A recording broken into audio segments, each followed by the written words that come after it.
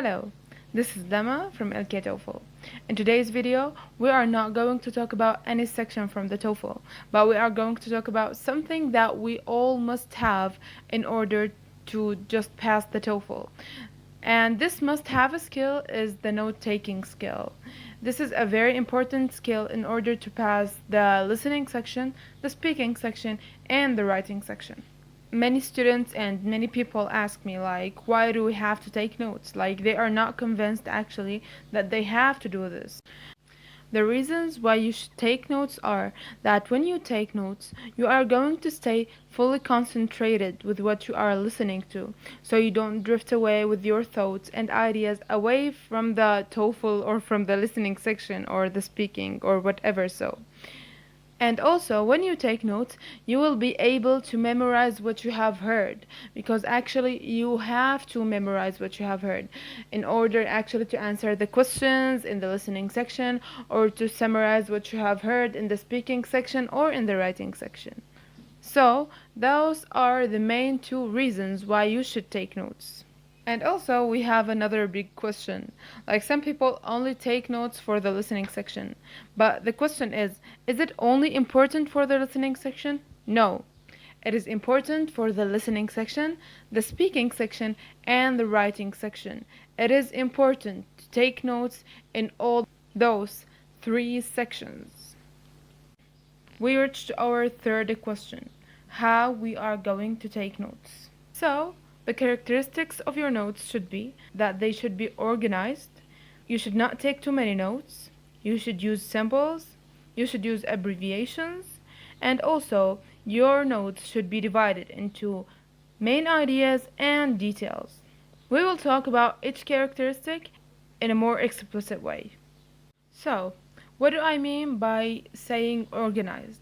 First of all, in order for your notes to be organized, you have to divide your scratch paper with a vertical line, so you will have more space, and you will save your time by not flipping between the pages. And the order of your writing on the paper will be as the following slide. So let's say that this is your scratch paper, that's how you divide it, and that's the way you write on it. Secondly, in general, when you have two components in the recording you are listening to, then you should do the following. Let's say that you are taking notes for the first task of the listening. Let's say that we have a student and an advisor, so you write S for student and A for an advisor.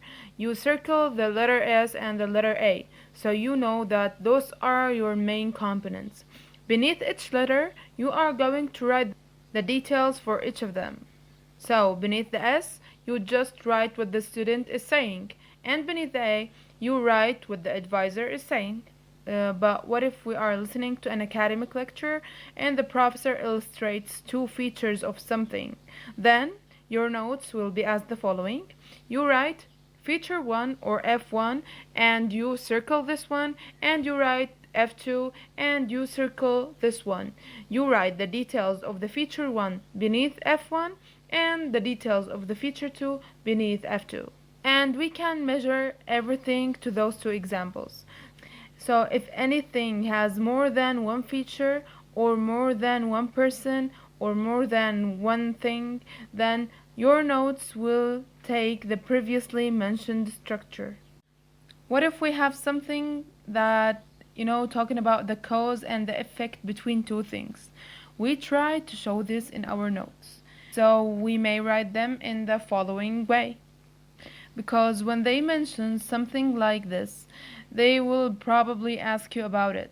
So instead of wasting your time looking for the answer in your notes, you will be able to locate them in your notes directly and answer fastly. We will move to the second feature, or the second characteristic, is that you should not take too many notes.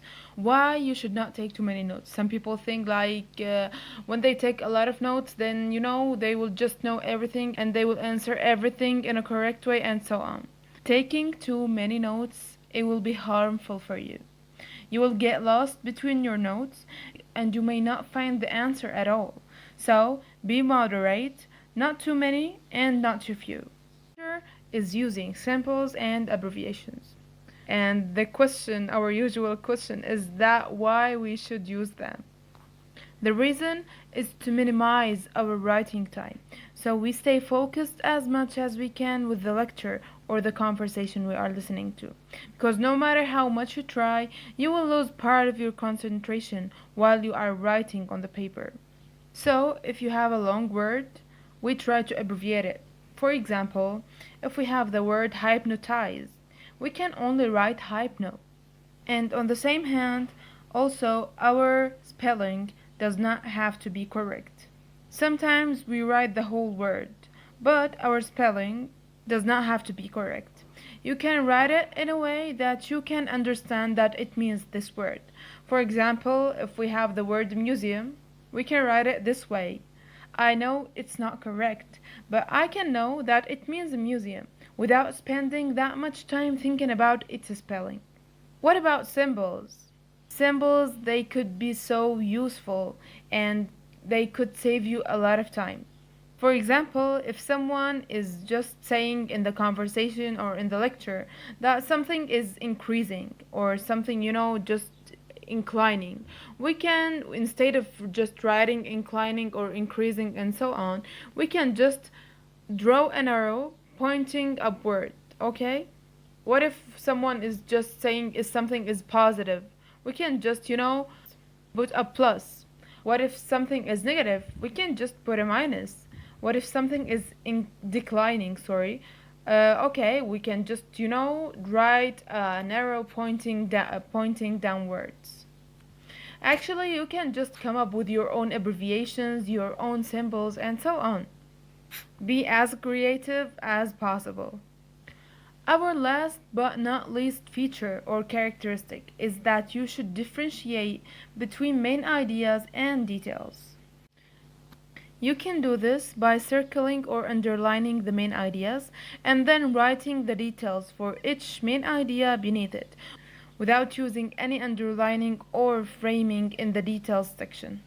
In this way, when they ask you about something, you directly look at the main ideas or the circles, you pick the one they are asking you about, and then you read the details without any wasted time.